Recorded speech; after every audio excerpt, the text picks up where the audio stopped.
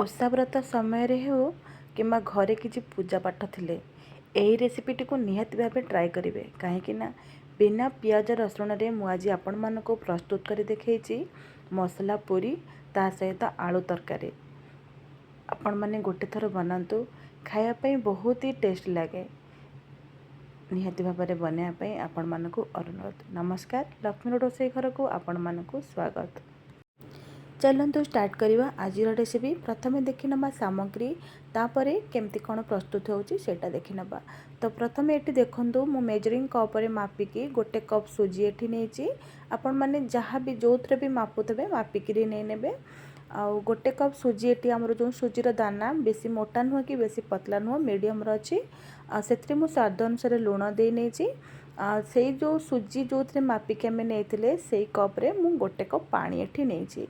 तो पानी आम दे सारा पर टिके ताको गोले नबा सुजी पानी को सोक कर टाणी नहीं थाए आम कौन करवा ना टिके गोले सारा पर 5 मिनट पर्यंत ताको टिके रेस्ट छाड़नवा जहाँद्वारा कि सबुतक पानी को से सोक कर नब। तो आपण मैंने देखो ये मुझे गोल नौची गोले सारा पर आपको आम ढांकीदबा तापर आम नेक्स्ट प्रोसेस को जीवा।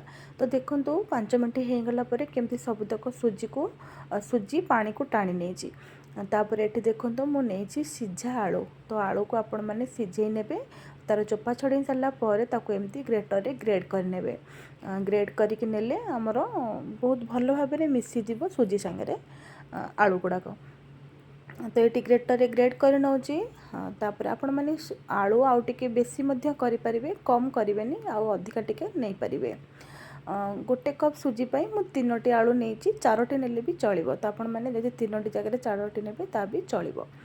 तो सुजी रे आलू दे सारा तापर ये मु गोटे स्पून नहीं आमर जीरा गोटे स्पून पान मधुरी हाफ स्पून नहीं जुआणी जुआणी को टिके एमती घसिक नहीं नवा जदि या भितर कौ जिनसटी आपको पसंद नहीं आपण मैंने स्किप करने। तापर नेले आमर हल्दी पाउडर जीरा लंका जो भजा ही थाए तार टिके पाउडर कटा होता धनिया पत्र कटा होता कंचा लंका सबको लेकिन आम टे भल भाव गोले नवा। जदि आपंकर छोट पिला अच्छा लंका खावाई पसंद न कर तो आपण मैंने लंका स्किप करे सब जिनस को टिके गोले नवा।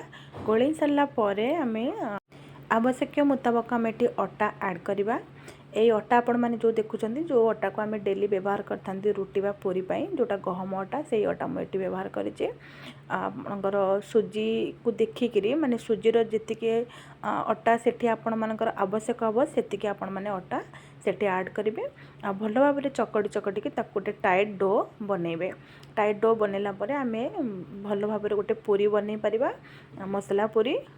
तो भल भाव में गोटे टाइट डो बनई ने हाथ में टिके भल भाव में मसलिक आपण मैंने अटाटी को चकटी ने जहाँद्वारा कि भल फुलिला फुलिला पूरी आमर बनीज। तो देखो रुटी आमर अटा एवं भल भाव में चकटी हो गला। तो अटा को टिके आम कौन करवा से टिके तेल ऐड करवा तेल लगे आम 10-15 मिनट पर्यंत टिके रेस्ट रे छाड़नवा जहाँद्वारा कि आम जो पूरी बनइबा से बहुत बढ़िया भाव में फुली फुलिक बन। तो नेक्स्ट प्रोसेस को जीवा। ये देखो मु गोटे कड़ाई गरम कली आउ कड़ाई रे किछि रिफाइन ऑयल मुझे नेली से मु तड़का नहीं सुखिला लंका और टिके जीरा तापर टिके नहीं छेचा बा कोरा अदा तापर टिके नहीं कटा टमाटो टमाटो ये मु 3टी ना 2टी 3टी आपण मैंने जमी पाइबे सेमती ने कहीं जेहेतु आमर बिना प्याज रसुण हो तो टमाटो टिके अधिका दरकार। तो ये नेली मु हल्दी पाउडर जीरा पाउडर धनिया पाउडर काश्मीर चिली पाउडर टिके नहीं आमर तरकारी टिके कलर भल आसो आउ टिके चॉप होइथिबा लंका नहीं मुझे कंचा लंका तापर टिके पानी दे नबा ताकू टिके एमती हाँ भल भाव में कषिबा जमती कि आमर तेल छाड़ से पर्यटन आम कषि नबा आउ टिके आम ये नहीं कटा धनिया पत्र। तो देखो मसला ए तेल छाड़ा आरंभ कला। तो मसला आमर रेडी हो गला आउ जो आलू को आम सीझे रखी थे आम टे हाथ में एमती चकटी नबा चकटी सारापर से चकटा आलू को आम मसला दे नबा आउ टिके किछ समय कषि नबा कषि सारापर तापर आम से आवश्यक मुताबक पानी दे नबा पानी देंगे आम घोड़े नबा ताकू फुटिया छाड़दबा। तापर आम एपटे देखा कि आम जो अटा को रेस्ट रखी से बहुत बढ़िया भाव में ମାନେ ଆମର सेट हो गलानी ताको आमे पूरी बेलेबा। तो पूरी बेलिया पई आउ टिके भल भाव में चकटी नबा। चकटी सारा पर ताको छोट छोट आम गोला बनै नबा जेमती आमे पूरी पई बनै थांती सेही साइज रो। आपण मैंने डेली पूरी खाई थांती बा रुटी खाई थांती किंतु एमती गोटे आलू मसला पूरी निहाती भाव में बनातु खातु बहुत ही टेस्ट लगे खावाई। आपण मैंने ओषा व्रत समय रे एई जो रेसिपी को ट्राए करंतु। पियाज रसुण तो पड़ूनी बिना पियाज रसुण रेसिपी माने ओषा व्रत समय बहुत बढ़िया लगे खायापाई। तो निहाती भाव में आपण मैंने एई रेसिपी को ट्राए करेंगे। ट्राए कर सारा पर आपण मानकर मतामत कमेंट सेक्शन जनइबे। ये देखो पूरी पूरा बेली है पूरी को आमे मोटा कि बेसी पतला भाव में बेलिबानी जेमती आमे नॉर्मल पूरी बेली था सेमती भाव में बेली नवा। मुझे आपण मानक देखई नौचे देखु पूरा सबू तार चारिपाख जाक पूरा सामान ही बेली ही ना कोटी पतला अच्छी ना कोटी मोटा बेली। तो आ गोटे पूरी को मुझे मानक बेलिकी देखई नौचे आम सबुतक पूरी को एमती बेली नवा। तापर सेपटे आम पूरी पाई कड़े तेल गरम कर नहीं तापर तेल आमर गरम ही आसला आम सबुतक पूरी को बेली नवा। तापर ताकू छाणीबा। ये देखंतु ये तो ये आमर पूरी बेला चली। तो आम ये किसी पूरी छाणियापाई नवा। तो देखो मुझे 3टी 4टी पूरी को प्रथमे बेली नेली।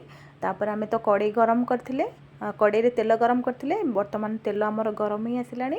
आउ से जो पूरा टिके हाई आंचरे आम रखा आमर तेल को कहीं गरम गरम तेल ही पूरी छाणिले आमर पूरी गुड़ा बहुत बढ़िया भल भाव में फुली पार। आम मझे आंच को कम कर किंतु फास्ट फास्ट आम हाई फ्लेम रे दबा। हाई फ्लेम रे देले आमर पूरी गुड़ाक बहुत फुला फुला हो पार। तो ये देखो मुझे देखई नौची पूरी को। हाँ पूरी टिके बेला बेले एमती टिके धीरे धीरे करके प्रेस करके पूरी बेली नेबे आपणकर बहुत बढ़िया बढ़िया फुला फुला पूरी बनिकी रेडी हो। सबुतक पूरी को आम एमती छाणी नवा। देखो केते सुंदर देखा जाउची पूरी गुड़ाक पूरा कलर बहुत बढ़िया आसी लुक माने जेमती भल आसी खावाई बहुत सेमती टेस्टी लगी थाए। एमती आमर टिके कलर कलर करके आपण माने पूरी गुड़ाक छाणी नेबे।